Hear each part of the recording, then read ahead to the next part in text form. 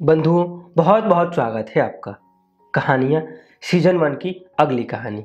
आइए सुनाता हूँ आपको अपनी लिखी एक छोटी सी कहानी। ज़रूर सुनिएगा इस कहानी को भी अंत तक और बताइएगा ज़रूर कैसे लगी आपको मेरी लिखी छोटी सी कहानी।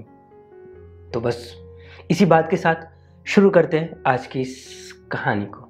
ठीक है, आज दिवाली की पहली सुबह थी और हर दिवाली की पहली सुबह का हम बेसब्री से इंतजार करते हैं, इसलिए कि हर साल दिवाली के दिन घर पर एक नया गुल्लक आता और अगले दिवाली आने तक उस गुल्लक में हम सब हर रोज कुछ न कुछ पैसे जरूर डालते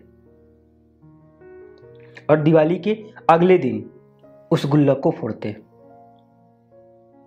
और घर में जिस चीज की जरूरत सबसे अधिक होती उस चीज की उपस्थिति घर में शामिल हो जाती।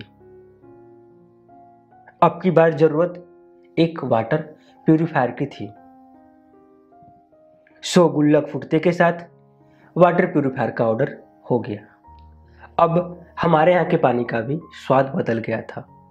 वाटर प्यूरिफायर अपने जगह पर और उसका डब्बा स्टोर रूम के कोने में रखा गया।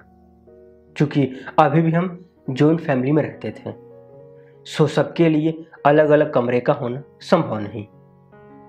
लेकिन बोर्ड एग्जाम सर पर था, सो देर रात तक पढ़ाई करना और फिर अगली सुबह जल्दी जगकर भी पढ़ाई करना, इसके लिए स्टोर रूम से बेहतर जगह तो कोई हो नहीं सकता। लोगों का आना जाना कम और खुद पर निगरानी भी कम, है ना। कमरा स्टोर रूम का हो और चूहे छिपकली का होना कोई नई बात नहीं। और पिछले 2 दिनों से चूहों की खड़खड़ ने परेशान कर दिया था।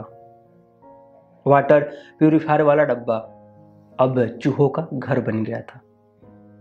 हालांकि मैंने अभी देखा नहीं था, एक अनुभव था जो इस बात की खबर से रूबरू करा दिया था। पर आज तो हद ही हो गई थी। जब किताब पर ध्यान लगाऊं तब चूहों की खड़खड़, और यह बर्दाश्त के बाहर था।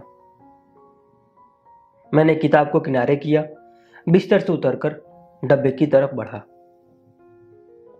डब्बे में चूहे के अलावा कई छोटे छोटे उसके बच्चे भी थे, इतने छोटे कि अभी तक उन सब की आंखें भी नहीं खुली थी। डब्बे को थोड़ा सा हिलाया तो बड़ा चूहा निकलकर भाग गया। वो डब्बे को भीतर से कुतर रहा था। फिर मैंने डब्बे को थोड़ी ऊंचाई पर रख दिया, इसलिए कि वो चूहा डब्बे के अंदर न जा पाए, ये सोचकर कि सोने से पहले उस डब्बे को वापस जमीन पर रख दूंगा, इसलिए कि वो चूहा फिर से डब्बे के अंदर चला जाए और अपने बच्चों का ख्याल अच्छे से रख सके। वैसे सोचा तो था, पर पढ़ाई करके मैं सो गया, डब्बे को जमीन पर रखना भूल गया था। नींद भी जल्दी ही आ गई और वैसे भी मुझे सपने याद नहीं रहते, पर सपने डरावने भी आते हैं, ये आज मुझे मालूम हुआ था। मैंने देखा मैं सो रहा हूं और कई सारे चूहे मुझे कुतर रहे हैं और दर्द में जोर से चिल्लाया तो असल में नींद से बाहर आया। देर रात हो रही थी पर घर के सब लोग स्टोर रूम में इकट्ठा हो गए। लोगों ने पूछा, क्या हुआ क्या हुआ? मैं भी क्या कहता। वाटर प्यूरिफायर वाले डब्बे को ऊंचाई से उठाकर जमीन पर रख दिया और कहा, कुछ नहीं, बस एक बुरा सपना देखा था, सो चिल्ला बैठा।